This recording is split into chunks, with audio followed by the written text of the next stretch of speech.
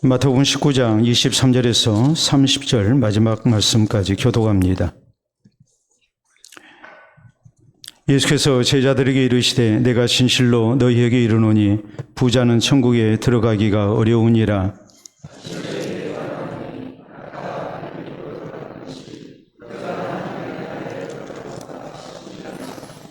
제자들이 듣고 몹시 놀라 이르되 그렇다면 누가 구원을 얻을 수 있으리이까?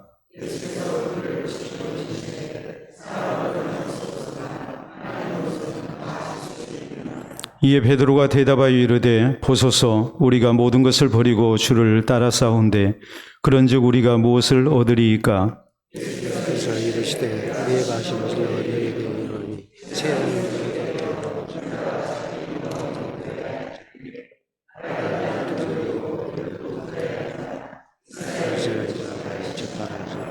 또 내 이름을 위하여 집이나 형제나 자매나 부모나 자식이나 전토를 벌인 자마다 여러 배를 받고 또 영생을 상속하리라. 그러나 먼저 된 자로서 자에게로 먼저 될 자가 아멘. 오늘 마태복음 강의 101번째 시간입니다. 우리가 시험을 볼 때에 시험에 이제 과락이라는 그런 이제 특별한 제도가 있습니다. 총점이 아무리 높다 할지라도 또 평균이 높다 할지라도 한 과목이 기준치 이하의 그런 이제 점수를 받게 됐을 때 불합격 처리를 하는 그런 이제 제도를 얘기를 하죠.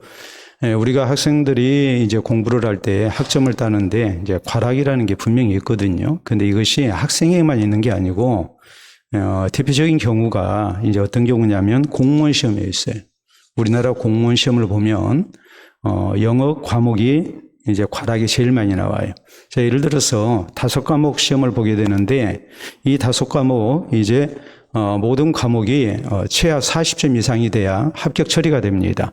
만약에 4과목은 성적이 굉장히 우수했어요. 그런데 한 과목이 39점을 받았다. 그러면은 불합격 처리가 되는 거예요.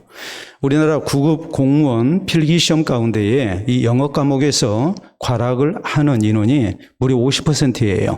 그러니까 공무원 시험을 보는 이 공시생들에게 이제 제일 중요한 과목이 이렇게 영어 과목이 돼 있는 것이죠.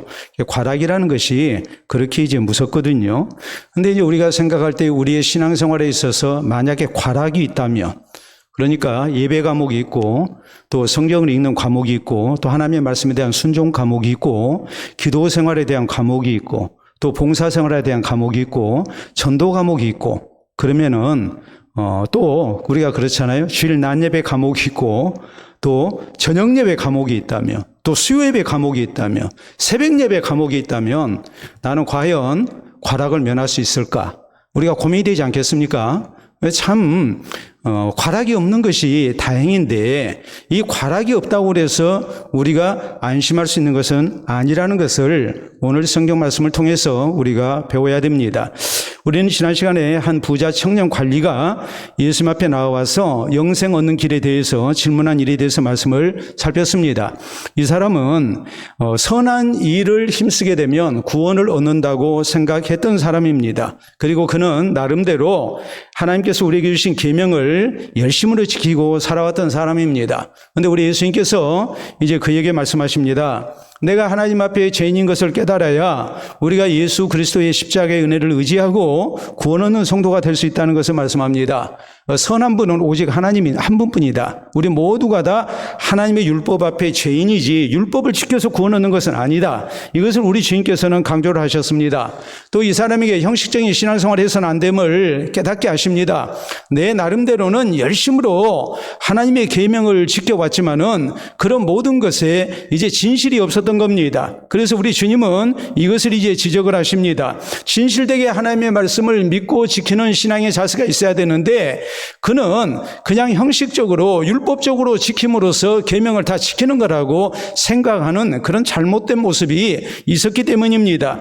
그리고 우리 주님은 그로 하여금 자기의 부족을 깨닫게 하기 위해서 너의 소유를 다 팔고 가난한 자들에게 나눠주고 그리고 난 다음에 너는 나를 따르라라고 이렇게 말씀을 하십니다. 근데 이 사람 재산이 많은 사람으로서 고민이 돼가지고 크게 근심한 가운데 그는 그냥 돌아가 버리고 말았습니다. 거룩한 포기를 못한 겁니다.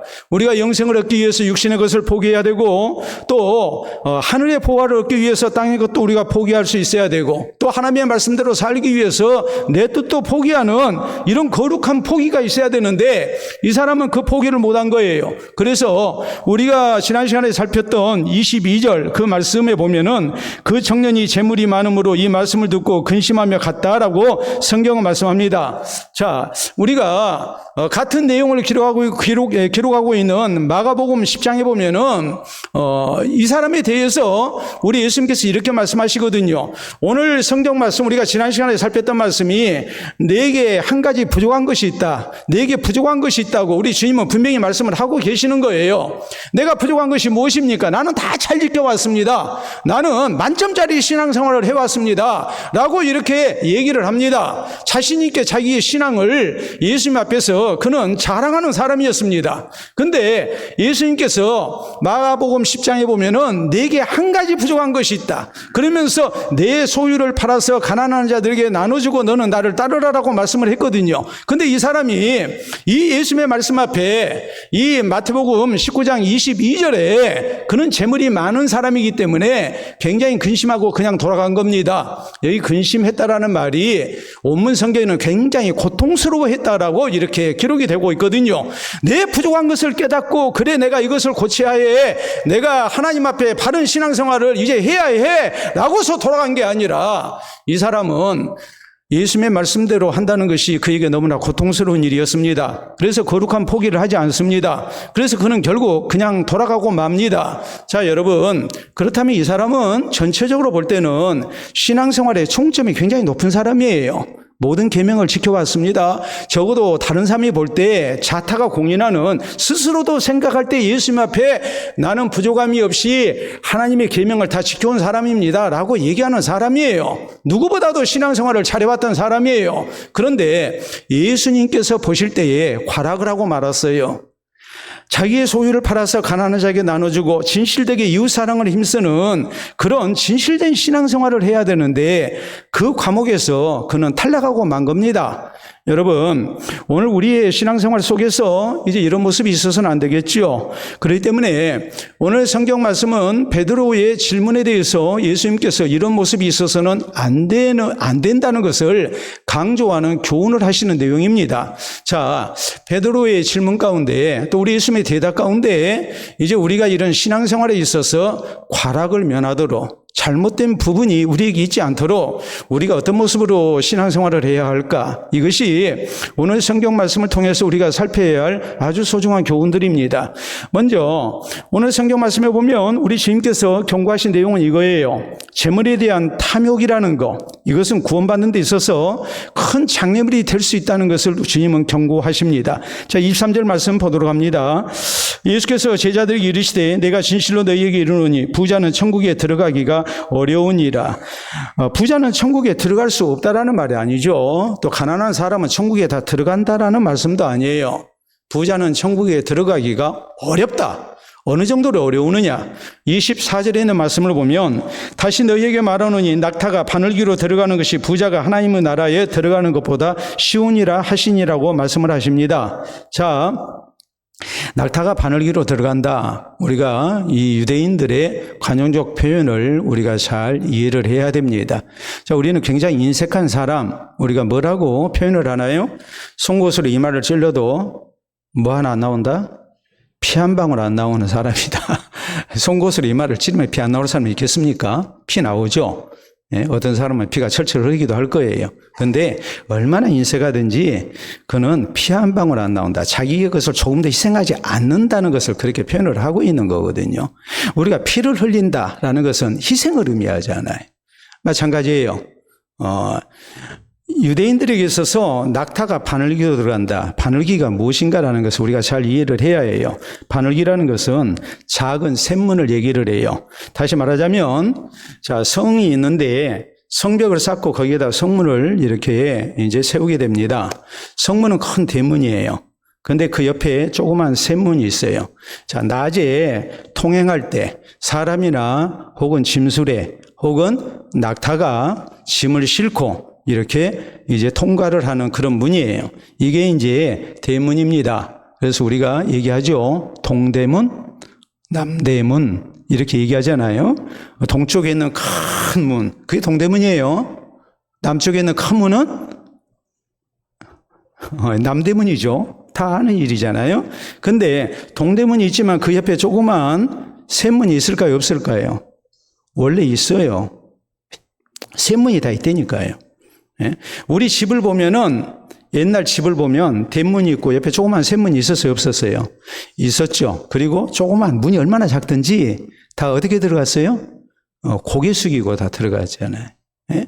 근데 예루살렘에 있는 성문들도 그렇게 됐어요. 특히 성문만 그런 게 아니고 이제 밤에 이렇게 성을 지키기 위해서 대문 열어놓고 지킬 수는 없잖아요. 그래서 대문은 닫고 이제 해 떨어지고 난 다음에 이렇게 출입할 일이 있는 사람들, 그 사람들이 이제 통과하는 조그만 문이 있습니다. 이것을 사람들은 뭐라고 얘기했느냐? 바늘기라고 얘기를 했어요. 바늘기라는 것은 대문에 비해서 굉장히 작은 문이다라는 뜻이에요. 근데 이 문을 누가 들어가요? 낙타가 들어가요. 자, 이런 문을 보시고 여러분 이 문에 낙타가 들어갈 수 있는지 한번 상상을 해보세요. 자, 사진 하나 보도록 하겠습니다. 자, 카라반들이 이제 묵는 여관입니다. 자, 보통 때는 저 큰 문을 열죠. 왜요? 낙타가 짐을 싣고 카라반들이 들어오기 때문에. 카라반 여관이에요. 근데 저녁이 되면 도적대도 있고 하니까 문을 열어줄 수가 없잖아요. 그러니까 뭐 하겠어요? 저 조그만 문, 저 조그만 사람 하나에 겨우 통과하는 문이에요. 낙타가 짐을 싣고 저 문을 통과할 수 있을까요? 없어요. 저 문을 가리켜서 뭐라고 얘기하느냐? 이제 바늘기라고 얘기를 하는 겁니다. 이 그런 의미예요. 우리가 한강이 있으면, 한강이라는 말 자체가 아주 큰 강인데 한강이 있으면 뭐가 있겠습니까? 샛강이 있죠. 예? 샛강. 예, 샛강이 이렇게 수질이 좋아야 한강 수질이 개선된다고 그러잖아요. 그러니까 대문이 있으면 뭐가 있어요? 샘문이 있어요. 낙타가 바늘기로 들어간다는 것은 바로 이렇게 낙타가 출입할 수 없는 문으로, 사람 하나 겨우 지나가는 문으로 낙타가 어떻게 그 큰 낙타가 들어갈 수가 있겠느냐. 부자가 천국 가는 것은 이처럼 힘들다라는 것을 우리 주님께서 이렇게 표현을 하시는 거예요. 사실 이건 절대 불가능해요. 다시 말하자면 부자가 하나님 나라 들어가는 거 굉장히 힘들다는 것을 의미하는 거예요. 그러므로 부자는 뭐 해야 되겠습니까? 바른 신앙생활을 당연히 임해야 되죠. 사실 부자가 신앙생활할 때 시험 들 수 있는 부분이 뭐가 있겠습니까? 육신의 것에 너무 이렇게 지나친 집착을 할 수가 있죠. 부자들 보면은 세상 것이 제일 좋은 거니까 하나님의 나라보다는 땅의 것을 더 소중히 여기는 경향이 얼마든지 생길 수 있어요. 또 황금 만능주의에 빠질 수 있어요. 세상을 살면서 돈이 가져다주는 편리함이 분명히 있습니다. 많은 유익이 있어요. 그러니까 우리가 돈이 좋죠. 돈 싫어하는 사람이 누가 있습니까? 어버이날 부모님들 제일 기대하는 게 뭘까요? 건강식품일까요? 아니면 상품권일까요? 아니면 현금일까요? 다 현금이라고 그럽니다. 아이들은 어린이날 뭘 원할까요? 생일날 뭘 원할까요?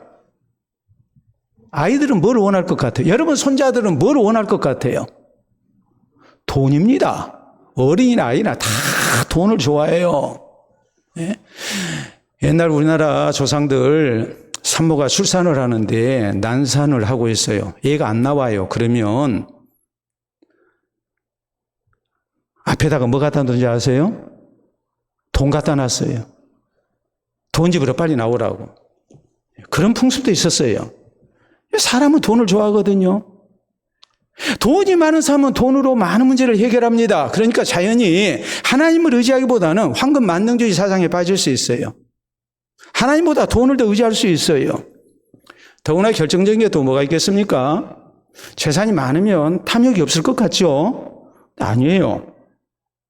재산이 많은 사람이 더 탐욕을 많이 부린단 말이에요. 사울왕이 탐심을 부려서 망했습니다. 아말렉을 멸하라고 그랬는데 양떼 소떼 가운데 좋은 거 남겼습니다. 그는 나라의 왕입니다. 자기가 원하는 것을 다 가질 수 있는 사람이에요. 아합 왕을 보세요. 아합 왕도 그랬어요. 탐욕을 부리다가 망했단 말이에요. 우리 예수님께서 씨 뿌리는 비유를 말씀하십니다. 그 가운데 가시떨기밭에 버려진 씨에 대해서 예수님은 이렇게 말씀하십니다. 재물의 유혹 때문에, 세상 염려 때문에 결실치 못하는 자라고 그랬어요. 우리의 신앙생활에 있어서 세상 염려라는 것이 결국 재물에 대한 유혹으로 나타나는 겁니다. 그래서 디모데전서 6장에 있는 말씀을 보면 돈을 사랑하면 일만하게 뿌리가 된다. 이것을 사모하는 자들이 많은 근심 가운데 믿음에서 떠나서 자기를 찔렀다고 성경은 경고하십니다. 그러니까 잠언 30장 8절로 9절에 아구라는 사람이 하나님 앞에 그렇게 기도하죠. 여러분, 가난한 것도 우리에게 시험거리지만 아굴은 나로 하여금 가난하게도 마옵시고 부하게도 마옵시고 오직 필요한 양식으로 먹여달라고 하나님 앞에 기도합니다. 그 이유가 뭡니까? 내가 가난해가지고 도적질해서 하나님 이름을 욕되게 할까 두렵습니다. 그 이유도 있지만 그 앞에 아굴이 먼저 언급했던 것은 내가 배가 불러서 하나님을 모른다, 여호와가 누구냐 할까 하오며라고 그랬어요. 돈이 많다는 것이 우리로 하여금 하나님을 향한 신앙에서 떠나게 할 위험이 충분히 있는데 특별히 탐욕에 대한 것이 우리를 신앙에서 떠나게 만들 수 있기 때문에 지금 이 부자 관원의 이 결정적인 과락, 잘못된 것을 우리 주님께서 그렇게 교훈을 하고 계시는 거예요. 우리가 잘 아는 유명한 희극 배우인 찰리 채플린이 있습니다. 이 사람이 딸만 6이었습니다. 그에게 물었습니다. 돈 100만 달러와 100만 달러면 14억 원이거든요. 돈 100만 달러와 딸 하나 가운데 어느 것이 있으면 만족하시겠습니까? 그랬어요. 여러분, 100만 달러가 있으면 만족하겠습니까? 아니면 딸 하나가 있으면 만족하겠습니까? 지금 딸이 6이에요. 여러분, 어느 경우에 만족하시겠습니까? 딸은 많으니까 100만 달러가 있으면 만족하겠다. 우린 이렇게 대답하기가 쉽지 않아요?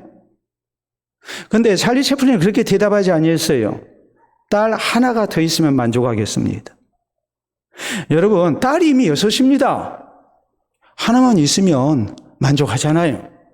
어떤 분은 계속 딸만 나니까 딸을 낳고서 이름을 고만이라고 지었습니다. 이제 고만 낳자. 네? 그 성함 가운데 단자가 들어가신 분들 딸 많은 집안일 가능성이 상당히 큽니다. 네. 뭐 누구 있어요? 가까이 계신 분들 누구 아는 분이 있습니까? 예. 근데요, 그 종자가 들어간 이름도 그래요, 종자. 예. 그 종자 들어가면, 예. 종래. 그, 마루종자가 아니고, 첫째 딸을 낳으면은, 마루종자를 써서 종래라고 이름을 지어요. 근데, 딸을 계속 낳으면, 그 종자를 써가지고 종래라고 이름을 짓습니다. 이제 네가 끝이다. 이제 그만 나와라. 예. 근데 찰리 채플린 얘기하기를 이렇게 얘기를 해요. 내가 딸이 6이니까 하나만 더 있으면 나는 만족을 할 것 같습니다. 근데 100만 달러를 내가 얻게 되면 내가 또 돈을 더 원하기 때문에 나는 딸 하나로 만족합니다. 이런 대답을 했어요. 그 말의 의미는 뭐냐면 우리가 재물에 대한 탐욕이라는 것이 얼마나 무서운가를 가르치고 있는 거예요. 내가 원하는 것만큼 많이 얻으면은 그만 있어도 될 것 같다는 생각이 드는 게 아니에요. 더 원하게 되어 있는 거예요. 여러분, 돈만 그렇습니까? 우리 신앙생활을 놓고 볼 때 세상의 명예나 세상의 권세나 세상의 인기나 이런 모든 것들, 세속적인 것들, 우리가 거기에 대한 탐욕을 갖게 되면 우리가 신앙생활을 바로 하기가 참 힘들어요. 그런 것을 끊지를 못하게 되면 우리가 절대 바른 신앙생활을 할 수가 없습니다. 그렇기 때문에 우리는 혹시라도 하나님을 향한 신앙에서 나를 멀어지게 하는 부분이 있다면 그것을 우리가 분명하게 잘 정리하는 성도가 돼야 됩니다. 그렇지 않고서는 우리가 절대 바른 신앙생활을 할 수 없음을 잊지 마시기를 바랍니다. 두 번째, 우리 예수님께서 강조하신 말씀이 있어요. 그건 뭐냐면 오직 하나님 은혜만 의지해야 천국 갈 수 있다는 것을 강조하고 계세요.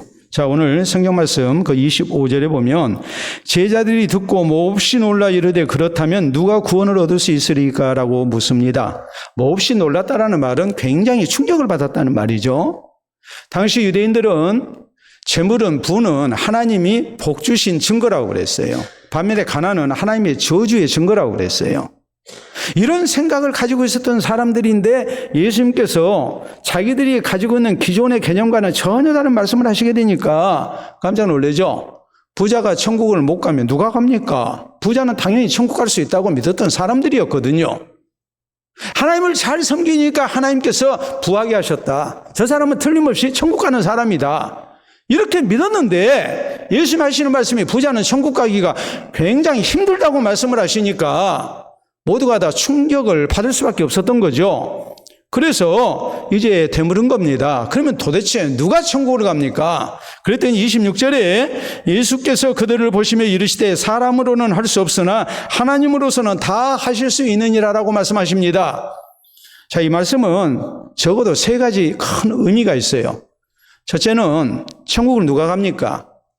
사람으로서는 할 수 없지만 하나님의 부르심 가운데 성령의 감동 가운데 또 성령의 견인 가운데 우리가 하나님 나라에 이르는 구원에 이르는 성도가 될 수 있다는 것을 주께서는 말씀하고 계신 거예요. 사람 힘으로 되는 거 아니다. 하나님 은혜가 있어야 된다. 사람이 어떤 조건으로 천국 가는 게 아니다. 하나님의 택하심과 부르시는 은혜가 있어야 또 성령께서 감동시켜 주시고 붙드시는 은혜가 있지 않냐고는 우리가 절대 사람의 힘만으로는 천국 못 간다. 이걸 주님께서는 먼저 말씀을 하신 거예요. 두 번째는 거룩한 포기를 말씀하시는 거예요. 사람의 생각과 계산으로는 포기가 안 됩니다. 이 사람 스스로는 포기 못 했잖아요. 근데 사람으로서는 안 되지만 할 수 없지만 누구는 가능케 해요? 하나님은 가능케 하신다. 하나님께서 그의 마음에 감동을 주시고 하나님의 은혜를 주실 때 그가 재물에 대한 탐욕을 버리게 되고 재물보다도 하나님을 더 의지하는 사람이 되고 그가 소중히 여겼던 재물을 가지고 하나님 앞에 헌신되는 사람이 되고 또 나누는 사람이 된다라는 말이에요. 이게 사람의 힘으로는 안 되지만 하나님으로서는 할 수가 있다. 이런 의미예요. 세 번째는 어떤 의미냐? 사람은 죽었다 깨어나도 못해요. 근데 하나님은 강제적으로라도 하실 수 있다는 것을 의미하는 거예요. 여러분, 하나님께서 그 사람을 변화시키실 때 성령의 감동을 주시기도 하지만 또 한편으로 하나님은 징계라는 수단을 사용하시기도 합니다. 그래서 사람을 변화시키는 거예요. 우리 성도들이 신앙생활에 있어서 변하지 않는 가족을 놓고 그런 고민을 하고 하나님 앞에 그렇게 기도하죠. 하나님, 마이도 말고 목숨만 건들지 마시고 한 번만 때려주십시오. 아무리 해도 안 되니까 하나님이 한 번만 손봐달라고 그러잖아요. 사람의 힘으로는 안 되지만은 하나님은 가능하다는 말이 바로 그런 의미예요. 근데 우리가 어떻게 기도해야 되겠어요? 매 맞고 하는 게 좋겠어요? 매 안 맞고 하나님의 감동으로 되는 게 좋겠어요? 하나님은 이런 방법도 가능하고 저런 방법도 가능하니까 이왕이면 매 안 맞고 고치는 것이 더 좋잖아요. 선택은 여러분의 몫입니다. 알아서 하세요. 사람의 힘으로는 할 수 없지만 하나님으로서는 가능하기 때문에 그렇습니다. 자, 우리가 성경을 한번 보도록 하겠습니다. 우리가 성경에 보면 사울이라는 사람 얼마나 무서운 박해자였습니까? 그런데 이 사람이 부활하신 예수님을 만나고 바뀝니다. 사람의 힘으로는 안 됐어요. 자기 의지로 된 것도 아니에요. 누가 하신 거예요? 성령께서 하신 거예요.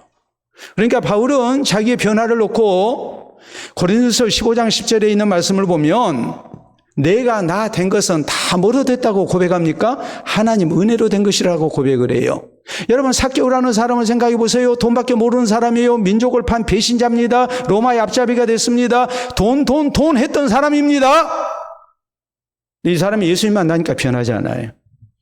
사람의 힘으로는 안 되는 사람이었는데 하나님께서 하시는 거예요.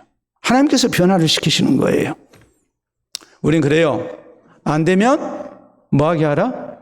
되게 하라. 군대 구호고 우리나라가 군사문화가 지배한 군부 쿠데타에 의해서 군사정권이 들어서고 독재정권이 들어섰기 때문에 전 국민을 그냥 이렇게 세뇌교육을 시킨 겁니다. 그래서 안 되면 되게 하라. 근데 사실 웬만한 일은 안 되면 되게 할 수 있어요. 우리가 그냥 죽을 힘을 다하면 어느 정도 성과는 낼 수 있어요.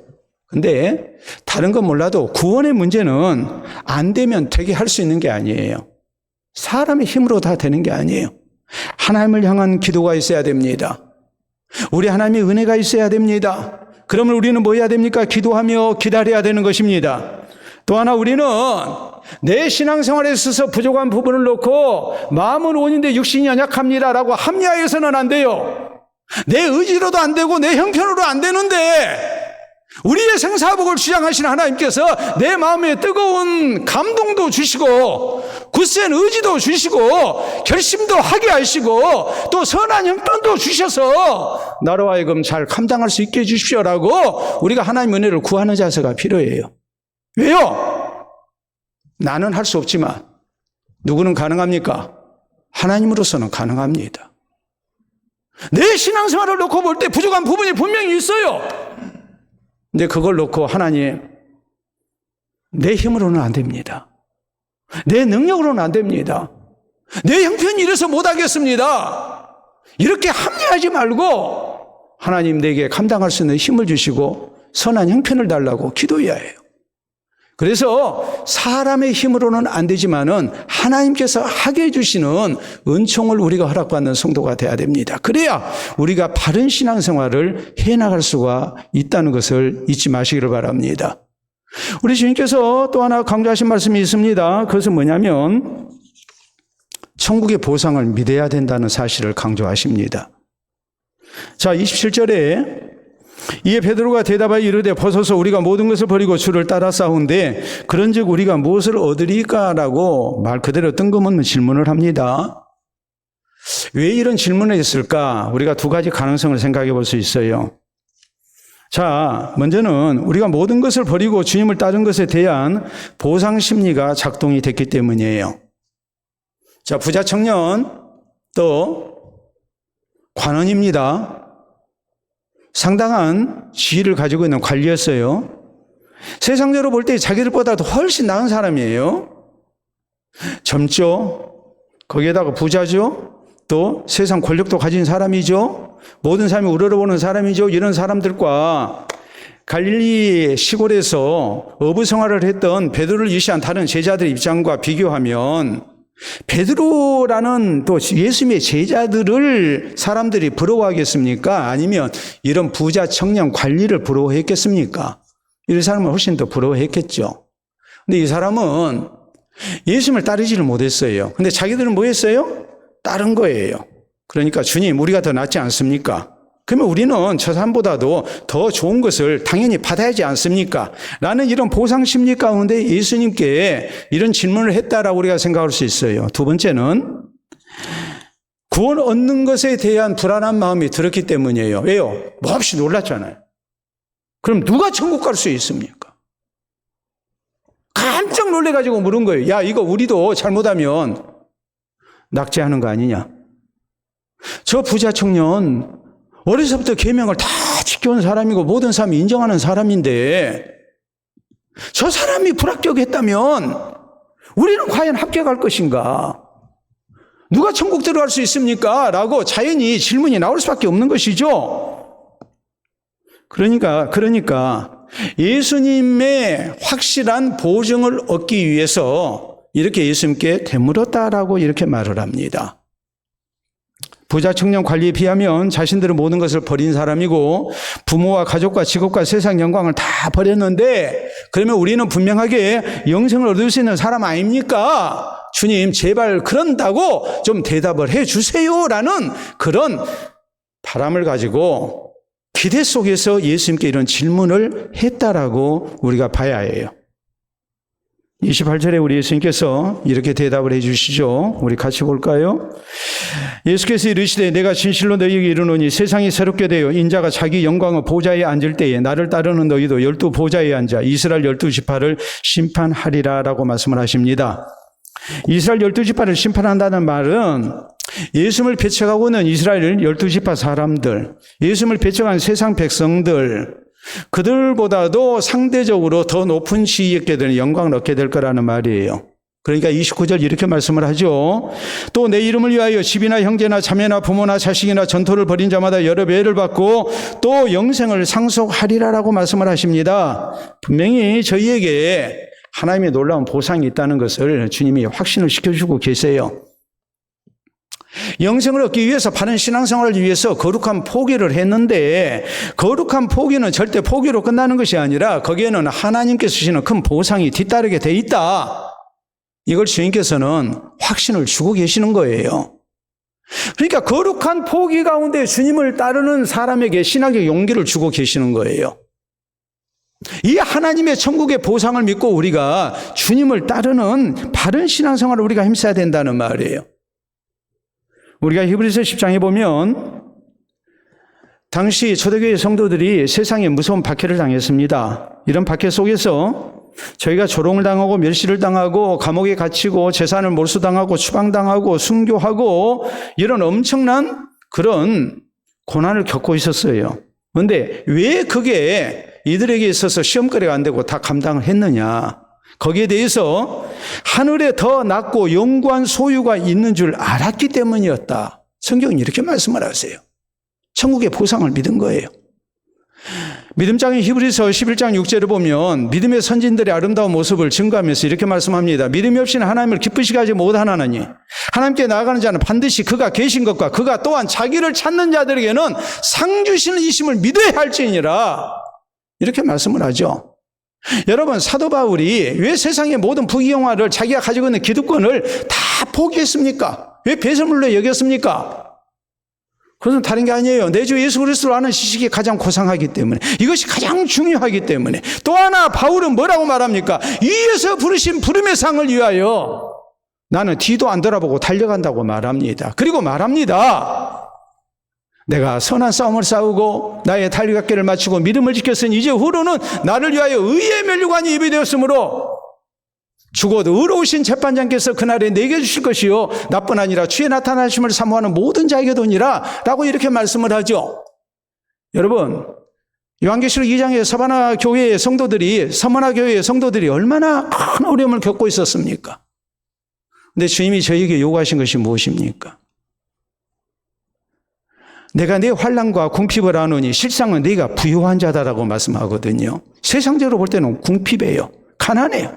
많은 것을 빼앗겼어요. 거룩한 포기를 했어요. 근데 주님이 보실 때는 실상은 부유한 자예요. 왜요? 천국의 보상이 있기 때문에. 그러므로 말씀하십니다. 네가 죽도록 충성하라. 그리하면 내가 생명의 관을 네게 주리라라고 말씀하십니다. 우리가 바른 신앙생활을 위해서는 거룩한 포기를 해야 되는데 거룩한 포기가 가능하려면 사람으로서는 할 수 없지만 하나님으로서는 가능합니다. 하나님의 은혜를 구해야 됩니다. 또 한편으로 우리는 하나님이 주시는 천국의 보상을 믿어야 됩니다. 그래야 우리가 거룩한 포기를 할 수가 있고 바른 신앙생활을 우리가 힘쓸 수가 있어요. 여러분 아시다시피 일반 회사 보면 주식회사 이런 데서 성과급 제도라는 게 있습니다. 노조에서 이렇게 투쟁하고 해가지고 결국에는 이제 성과급을 많이 받아내죠. 그렇잖아요? 또 스톡옵션이라는 제도가 있어요. 스톡옵션이 뭡니까? 주식회사 할 때 배당을 받아가지고 회사를 모든 구성원들이 열심으로 수고하고 헌신해서 회사의 가치가 높아지고 또 영업이익이 많이 나고 하면 거기에 대해서 당연히 보상이 주어지죠. 어떤 보상으로 주어집니까? 주가가 오르죠. 회사 주가가. 그러면 싸게 샀던 주식을 비싸게 되팔 수가 있거든요. 그 차익을 얻게 되는 거예요. 혹은 우리 사주제도. 그냥 단순히 회사 구성원으로서 봉급생활자로 이렇게 일하는 게 아니라 주주가 되는 겁니다. 그래서 적극적으로 회사의 발전을 도모하게 하는 거예요. 회사를 위해서 열심으로 수고하면 거기에 대한 보상을 회사에서 여러 방법으로 뭐 하는 거예요? 해주는 거예요. 여러분, 세상 제도도 그러는데 회사 기업도 그러는데 신실하신 우리 하나님께서 주를 위해서 헌신하고 바른 신앙생활을 위해서 거룩한 포기를 힘쓴 성도를 절대 외면하시는 분이 아니라는 것을 우리는 믿어야 됩니다. 이건 우리 주님의 약속이에요. 이 주님의 약속을 믿고 우리가 신앙생활을 할 때 힘든 부분이 있어도 우리가 뭐 해야 됩니까? 거룩한 포기를 힘써야 돼요. 그래서 바른 신앙생활을 힘쓰고 구원을 얻고 또 천국의 아름다운 보상을 얻는 우리 모두가 될 수 있기를 바랍니다. 사랑하는 성도 여러분, 우리 예수님께서는 30절에 이런 말씀을 하십니다. 그러나 먼저 된 자로서 나중되고 나중된 자로서 먼저 될 자가 많으니라. 이렇게만 하면 참 좋겠는데 그래야지 못한 사람이 많다는 거죠. 뭐 때문에요? 거룩한 포기를 못해서. 이 부자 청년처럼 거룩한 포기를 못해서 세상적으로 볼 때는 먼저 된 사람이었음에도 불구하고 천국에 가까운 사람이라고 믿을 수 있는 사람이었는데 그런 천국에서 멀어지고 말았습니다. 이런 사람들이 오늘날에도 많이 있다라고 우리 주님께서는 경고하고 계시는 거예요. 자, 우리의 자녀들 봅시다. 국어 과목 잘하고 사회 과목 잘하고 과학 과목 잘하고 다 잘하는데 뭘 못해요? 영어 과목을 못합니다. 그러면 학원을 보내야 되겠고 과외 공부를 시켜야 되겠고 해야겠습니까? 안 해야겠습니까? 당연히 시키겠죠. 여러분 건강검진을 받으셨습니다. 그랬더니 다 좋은데 어디 한 군데가 안 좋다고 그럽니다. 그러면 뭐 다 좋은데 한 군데 안 좋으니까 그래도 건강에 이상 없어 하고서 그냥 넘어가시겠습니까? 아니면 그 부분을 건강하게 만들기 위해서 특별히 더 관심을 쏟고 신경을 쓰겠습니까? 노력을 하겠습니까? 안 하실 것 같아요. 왜요? 천국이 하도 좋아서. 그럼 또 얼굴 표정이 별로 안 좋아요. 내 육신의 건강을 놓고 볼 때 부족한 부분이 있으면 분명히 그 부분에 대해서 우리가 더 관심 쏟고 노력을 해야 되잖아요. 건강하기 위해서. 우리가 세상 공부나 육신의 건강을 위해서는 어느 한쪽 부분이 부족하다 싶으면 그 부분에 대해서 우리는 모든 것을 희생해서라도 잘하고자 노력을 합니다. 내 신앙생활을 놓고 볼 때 만약 신앙생활에 여러 과목이 있는데 내게 있어서 결정적으로 한 가지 과락을 받을 수밖에 없는 그런 부분이 있다면 우리가 그 부분을 그냥 넘어가야 되겠습니까? 그럴 수는 없는 거잖아요. 그 부분을 고쳐야 되잖아요. 우리 예배 생활일 수도 있어요. 하나님의 말씀에 대한 순종일 수도 있어요. 기도 생활일 수도 있어요. 봉사와 헌신 생활일 수도 있어요. 혹은 자족하고 감사하는 생활일 수도 있어요. 이런 여러 부분에 대해서 하나님, 나는 못하겠습니다. 우리가 이렇게 불평하고 체념하고 우리가 그렇게 신앙생활을 해야 되겠습니까? 아니면 우리 주님의 오늘 경고의 말씀을 받아들이고 이것을 고쳐나가고 바른 신앙생활을 하기 위해서 우리가 더 열심을 내야 되겠습니까? 분명히 해답은 나오지 않습니까? 우리 주님 말씀하십니다. 재물에 대한 탐욕, 세상에 대한 탐욕을 우리가 버려야 됩니다. 그리고 우리는 거룩한 포기를 힘써야 됩니다. 살아계신 주님을 의지하는 가운데 우리가 거룩한 포기를 할 수 있어야 돼요. 그리고 천국의 보상을 믿어야 돼요. 그래서 바른 신앙생활을 힘쓰는 가운데 우리의 영혼이 천국을 향해 나아가고 또 하나님 앞에 아름다운 모습으로 천국의 보상을 얻는 우리 모든 성도들 될 수 있기를 바랍니다. 우리 함께 기도합니다. 오늘 나의 신앙생활의 모습을 놓고 볼 때 부족한 부분이 있지는 않습니까? 한 가지만이 아니라 여러 가지가 걸리지 않습니까? 다시 한번 주의 경고의 말씀을 잘 듣고 먼저된 자로서 나중되는 자리에 이르지 않도록, 오히려 나중된 자로서 먼저된 자 될 수 있도록 더욱더 바른 신앙생활을 기도로 다짐할 수 있기를 바랍니다.